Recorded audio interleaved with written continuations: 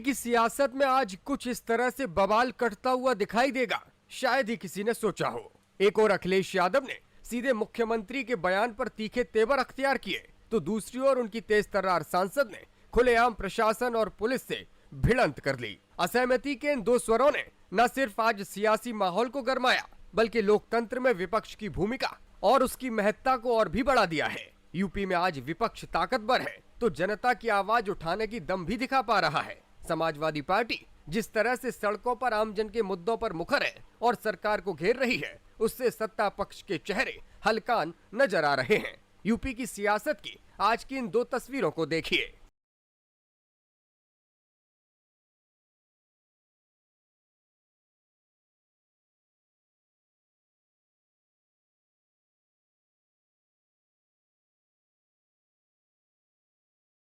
मैं जहाँ जहाँ होकर के आया हूँ, कई जगह भंडारे हमें और बड़ी संख्या में लोगों को जुड़ते हुए देखा है।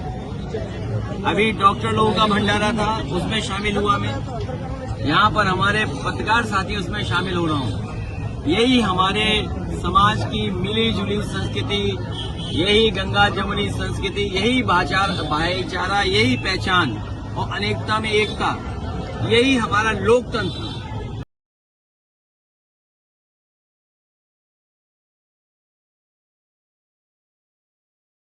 एक और जहां कल मुख्यमंत्री योगी आदित्यनाथ थे जो एक समुदाय के खिलाफ अपनी बात कर रहे थे, तो आज दूसरी ओर अखिलेश यादव थे जो लखनऊ में बड़े मंगल के अवसर पर हनुमान जी की आरती उतारने के बाद भंडारे में प्रसाद बांट रहे थे।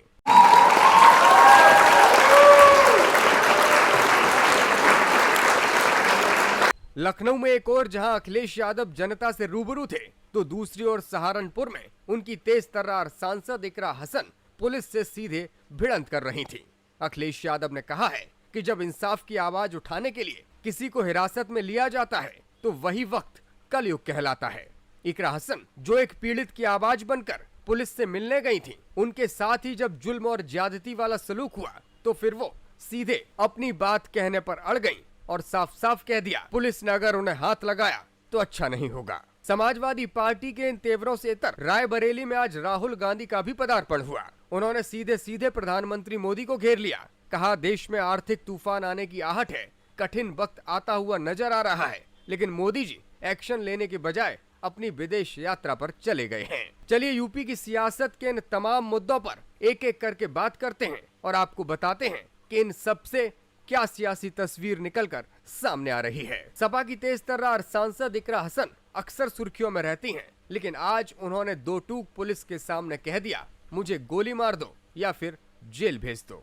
ऐसी नौबत आखिर क्यों आई? दरअसल सहारनपुर में इकरा हसन सदर बाजार थाने में धरने पर बैठ गई हैं। उन्होंने कहा कि अगर कोई आम आदमी अपनी पीड़ा लेकर आया है और उसे सुना नहीं जाता तो फिर हम इसके अलावा कर भी क्या सकते हैं। उनका आरोप है कि मोनू कश्यप नाम के एक युवक की मां को लेकर वो डीआईजी अभिषेक सिंह के पास मुलाकात करने गई थी, लेकिन डीआईजी ने पीड़िता की बातों को अनसुना कर दिया। के बाद महिला इंस्पेक्टर फोर्स के साथ कार्यालय पहुंची और इकरा हसन को वहां से साथ लेकर महिला थाने आ गयी, जिसके बाद उन्हें हिरासत में रखा गया। डीआईजी ऑफिस में पुलिस अधिकारियों और इकरा हसन के बीच क्या क्या बातचीत हुई, सिलसिलेवार ढंग से आपको बताते हैं।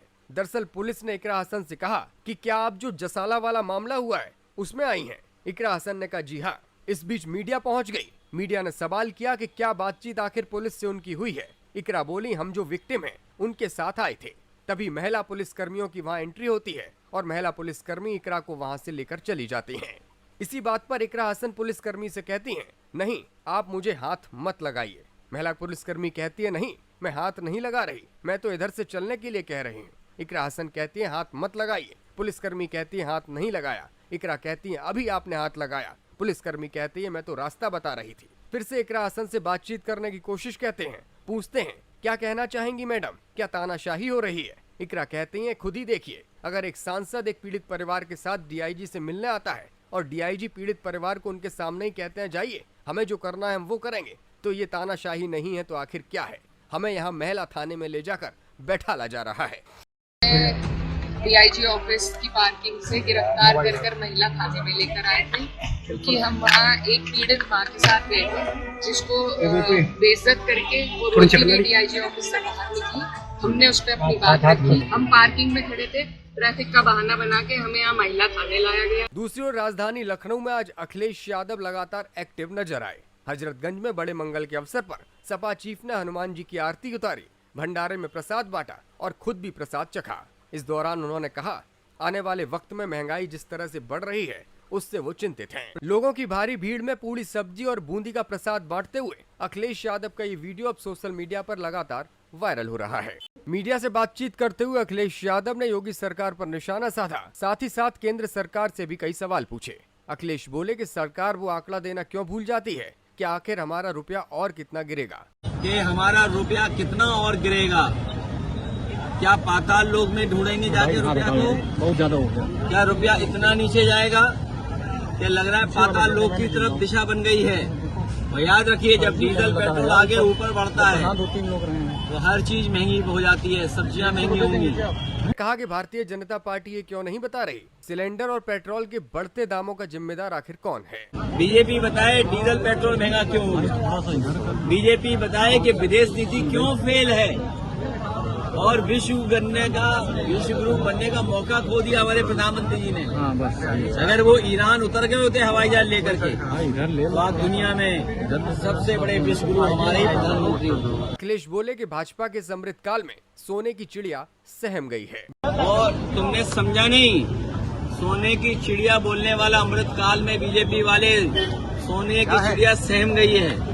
अमृत काल में सोने की चिड़िया सहम गई है और सोना ऐसी व्यवस्था कर दी है कि हमारे सुनार खटिया डाल के सोए हैं, वहाँ पे सोना शुरू करते हैं। ये सोने का नहीं कारोबार बढ़ाना चाहते हैं, ये व्यापारियों को सोना देना चाहते हैं, सो जाएं यहीं पर। ब्राह्मणों के अपमान के सवाल पर अखिलेश बोले कि बीएचयू में कोई क्वेश्चन पेपर आया है, उसका सवाल भी टेढ़ा मेढ़ा है। ये भारतीय जनता पार्टी की सोची समझी रणनीति है। कोई क्वेश्चन पेपर आ गया है और उसका सवाल भी बड़ा टेढ़ा मेढ़ा है।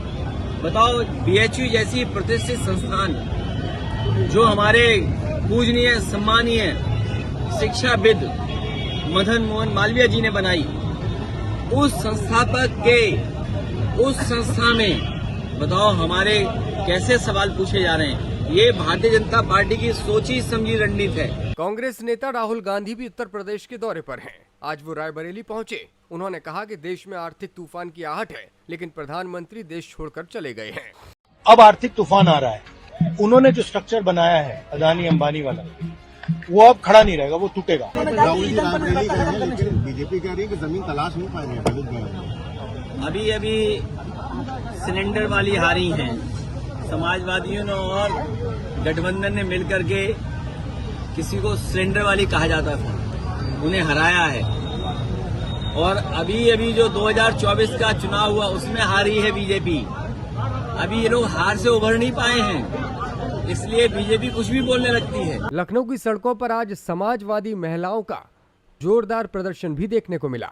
दरअसल महिला मोर्चा की अध्यक्ष सीमा राजभर ने महिलाओं और किन्नरों के साथ मिलकर कैबिनेट मंत्री ओपी राजभर का पुतला दहन कर दिया।